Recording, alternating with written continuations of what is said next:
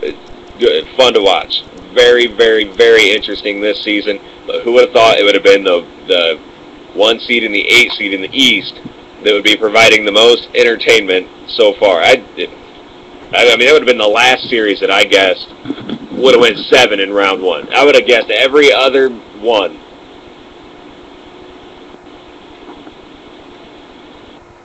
But I would have guessed that one to be either a clean sweep or 5 and out. No way the Hawks can roll with Boston. Man, shows what I know. I need to pay more attention.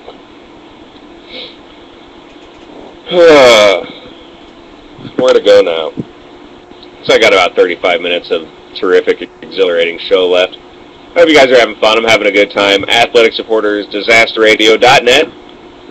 I, of course, am Eric Pedigo. I get down. Kobe Bryant set to win the MVP. Not long ago, I did almost a whole show on MVP. On who should be the MVP in the NBA. And funny, I came up with LeBron as the MVP, Chris Paul in second, and Kobe Bryant in third. And I don't think I was wrong. I don't think this was the right selection. I don't think Kobe Bryant was the right choice for MVP this year. He's a terrific player. Lakers had the best record. Still, it's not what it's about. It's not even about being the best player in basketball. That's not what it's about. It's the most valuable player, not the most valuable team, not guy who is biggest asset to his team. It's the league, as in the NBA MVP. Not the Lakers MVP. All right, not the New Orleans MVP. Not who's the best player in Cleveland. It's the NBA. So just the best individual player in the league. What's the only fair way to decide that? It's numbers. Look at numbers. Look at stats. Sorry, it's the only fair way to do it.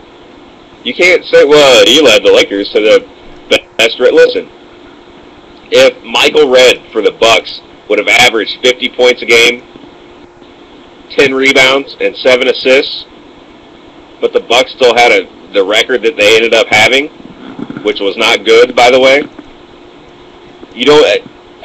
Why would he not get the MVP? Was he not the best individual player if he's putting up 50 points a game? Whether or not his team's winning, he's obviously doing his part. You're going to penalize a guy who clearly has outperformed everyone in the league because his team, his surrounding cast isn't good? You can't do that. You have to put everything else aside, and you have to look at individual stats. You guys can't see this, but when I feel strongly about something, I use a lot of hand motions, and I'm doing that right now in my room. I'm waving my hands all over, and I'm getting very worked up. Because people do this wrong. They look at the wrong things. Well, the Lakers have the best record in the league. Well, who cares? A few years ago, Detroit did. How come Chauncey Billups wasn't the MVP? Or Rasheed Wallace? Who cares about who has the best record?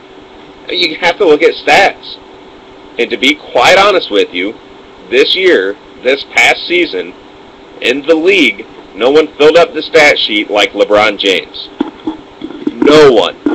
Not Kobe Bryant, not Chris Paul, not anyone. Not Kevin Garnett. A lot of people, Kevin Garnett, I think, should get the MVP. Whoa! Are you kidding me? Why? Well, look at what Boston did. Dude, who cares? He went there with 2 other All-Stars. Look what he did there. You can't give a guy an MVP for that. Well, biggest turnaround in basketball history, but it wasn't just him. Did you have to be co-MVPs with Ray Allen? Because he's the other guy that came in and made a difference. Boston was still winning games when Garnett was injured. I think.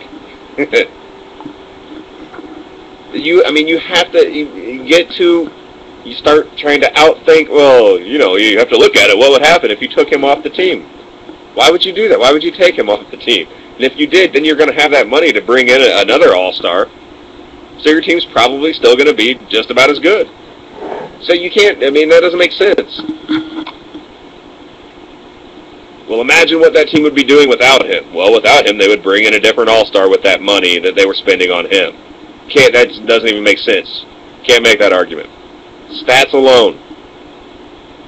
Listen, Kobe Bryant should have won the MVP the last couple of years.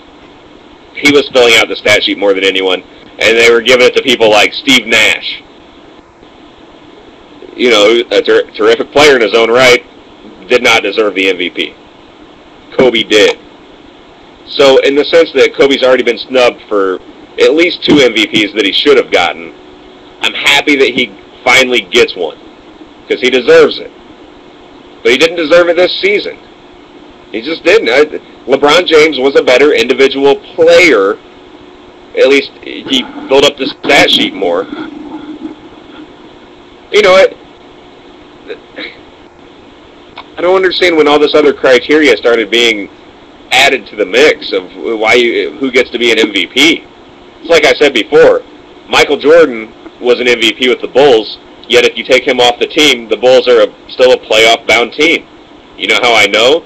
Well, after he retired the first time, the Bulls went to the playoffs the very next season without Michael Jordan.